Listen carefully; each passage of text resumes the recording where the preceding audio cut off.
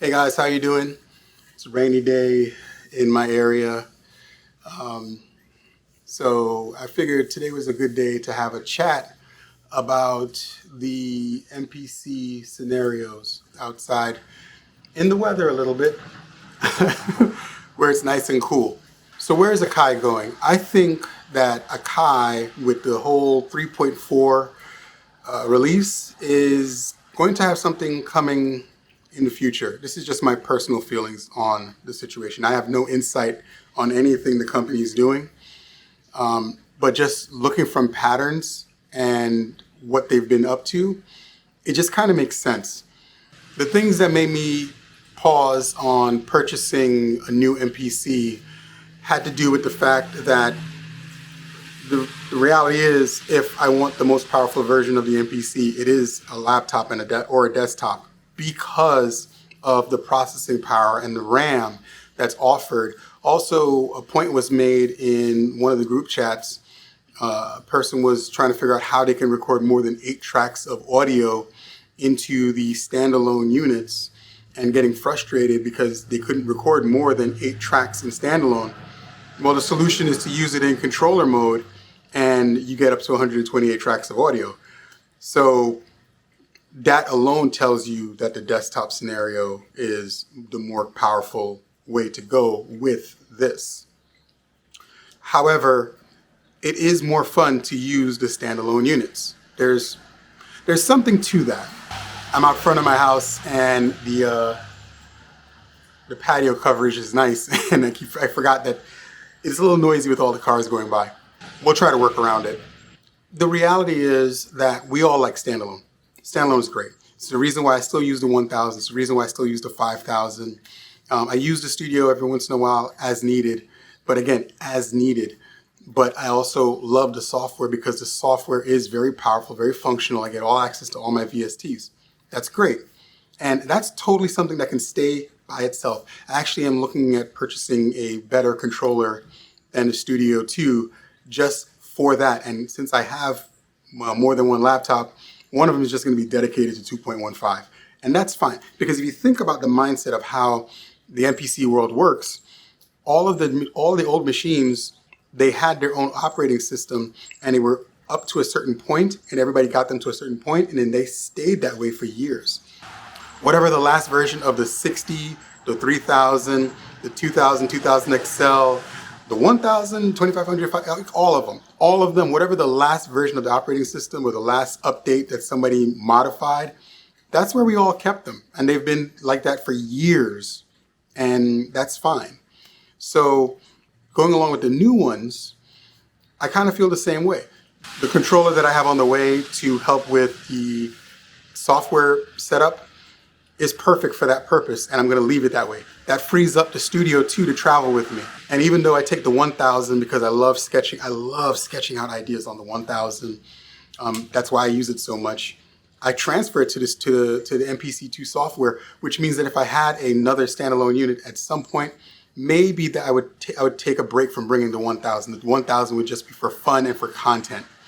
And we'll cross that bridge when we get to that bridge, but right now, today is not about getting to that bridge. But what I think is happening with the machines, because I'm seeing all the complaints since the release, I think it has to do with the various ways that we all use these machines and push these machines. And mind you, by us using these machines to their best and most of their ability, it tells Akai what they need to change. And I think that there's going to be a new MPC coming.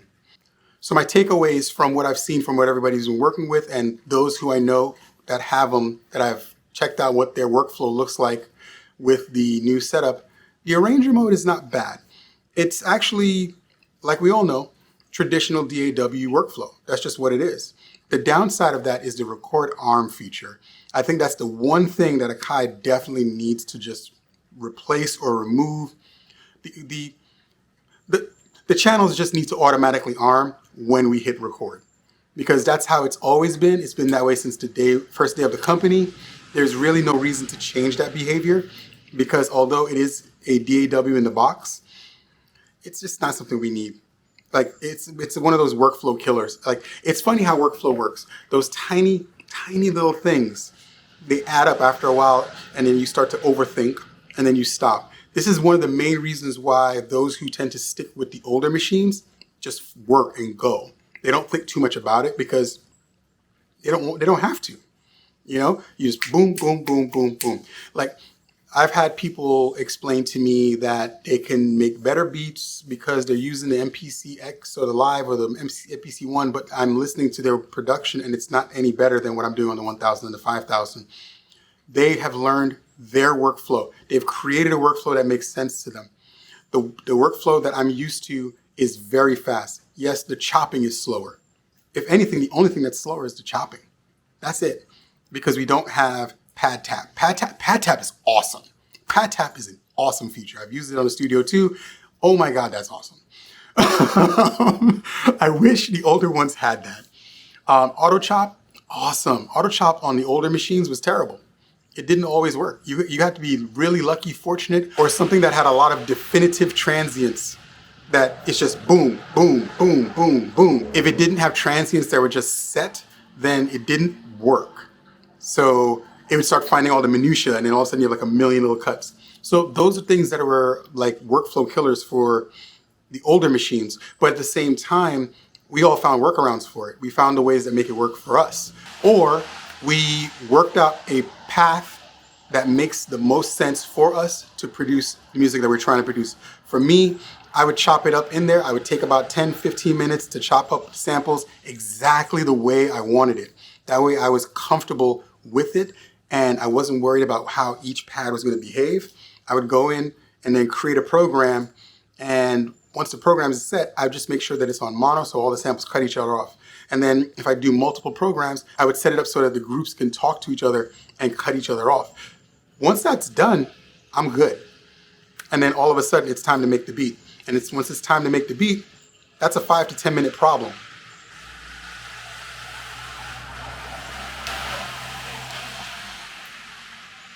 Why is she circling? And then once it's time to make the beat, that's like a 10-minute problem from the minute I hit record until the end of making the beat. 10-minute problem. That's no different than in a standalone brand new machine. The only difference I will say is how much faster it is to chop it up. All the extra stuff is extra stuff. The instruments, the VSTs that Akai created and everything, all that stuff is extra stuff. It's great. And you know, it's an added feature, but to me personally, it's just an added feature. It's not something I have to have, otherwise I can't live, because the vast majority of those things I already have in Logic. And I don't mix in my MPC, I just don't do that. It's not something that I've ever done. It's not something that I think is necessary. And after having 20 plus years experience working with Logic Pro, it really doesn't make sense for me to go and relearn this DAW just to mix in the box, when the reality is it's a little underpowered. It doesn't have enough RAM to handle the punishment that I'm going to give it when it comes to effects and processing. And you can only run a certain amount of VSTs before the machine says your processing and RAM is overloaded. So to me, I think the MPC as a production creation station, standalone, perfect for that. The new or old, it doesn't matter. They're all perfect for that. Asking it to do all this extra stuff, I don't want to do that. And I have nothing but respect for those that can do it, but I have Logic. I have Studio One. I mean, I already know those. That doesn't make any sense. And stems are easy to make. So that makes so much more sense to me. Let the creation be the creation and let the mix be the mix. And that's totally fine. There's nothing wrong with that thinking. So I think that Akai is going to release a new MPC. This is just my thinking. This is not wishful thinking or anything like that. This is my thinking. I think they're going to release a new MPC probably later this year, maybe even next year, because they're still getting feedback from all of us about the things we find problematic, the things that we would like to still see happen. And as a business, they're probably processing and going over things and saying, hey, how can we cut the cost down for this thing so we can provide that thing? And with the rate of technology, the fact that every day RAM gets cheaper, faster, and better, we're going to get better RAM. The processors are cheaper, faster, and better. We're going to get a better processor. It wouldn't surprise me if maybe the next one will have 8 processors instead of 4. That would be awesome. A better processor and more RAM, 8 or 16 gigs of RAM, would truly make the MPC a 100% DAW in the box. Since the arranger screen setup is laid out similar to Studio One or Logic, I'm actually looking forward to it. So what's next for myself when it comes to the MPCs? Got a new controller on the way. That's coming soon. We have some things going on, so purchasing is going to stop till after summer. I'm definitely going to pick up one of this generation's MPCs just because I want to have it, but I don't need it right now. Right now, with everything going on with the stuff that I'm doing with sync licensing and working with some artists, I just don't have a need for an MPC, but I would like to have a new MPC. And with my current workflow, it doesn't make sense for me to stop what I'm doing to try something different at this time. But I'm looking forward to it. And I do believe that Akai is going to release a new machine sometime in the near future. And I can't wait to see what it looks like, because I feel like with everything that's going on, they're going to make something amazing and we're all going to love it. And I'm going to have to break my habit of not being the first to buy and probably pick it up as soon as it comes out, because I've been really wanting a new machine, especially a new flagship machine. So we'll see. I don't know. I guess the question comes down though about these current ones is, should I buy an X or a 1?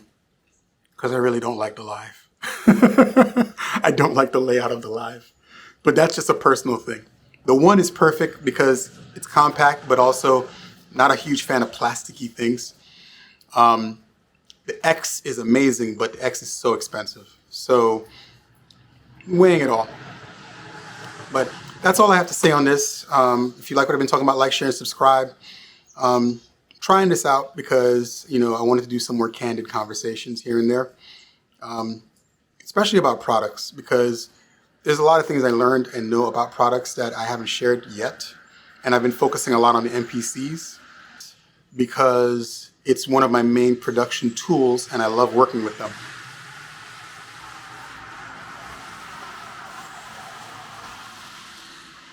I swear that lady just keeps circling. I don't know what that's about. This ain't the neighborhood for that. I've been talking a lot about the MPCs, but my knowledge base when it comes to production and equipment is vast. I've had many years of experience and I know what a good product and a bad product looks like. So maybe I'll start doing some reviews and some chats about some things. So if you like what I've been talking about, like, share, subscribe, and join me next time. Let me go inside before Granny pulls something out and I don't know what's going on.